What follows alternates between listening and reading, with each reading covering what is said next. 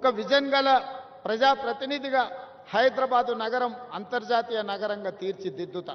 అదే క్రమంలో పేదలకు ఎట్లా మేలు చేయాలో మీరు సూచనలు ఇవ్వండి. పేదలకు అన్యాయం చేసే పని ఏది చెయ్యను. మీరు గుర్తుపెట్టుకోండి. అక్కడ హైటెక్ సిటీ దగ్గర ఎన్ కన్వెన్షన్ కూలిందంటారు.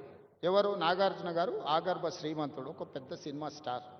కానీ అక్కడ తుమ్మిడికుంట అనే మొత్తం చెరువునే కబ్జా పెట్టుకుని, నాకు కూడా మంచి మిత్రుడు. మేము అడిగి చూసినాం. వారు కొంచెం వారికి ఉన్న పాత సావాసము పాత మిత్రుల వల్ల కొంత ఆలోచన చేసిండు. మా అధికారులు పోయి దాన్ని తొలగించింది. తర్వాత ఆయన్నే ముందుకు వచ్చి, సార్ ఇట్లాంటివి ఇంకా నాకు వద్దు వివాదాలు, నేను ప్రజలకు ఆదర్శంగా ఉండదలుచుకున్నా, ఈ చెరువు పునరుద్ధరణ కోసం 2 ఎకరాల భూమిని నేనే అప్పచెప్తా అని చెప్పి నాగార్జున గారు ఈరోజు ముందుకు వచ్చి ఈరోజు మనకు అప్పచెప్పాడు.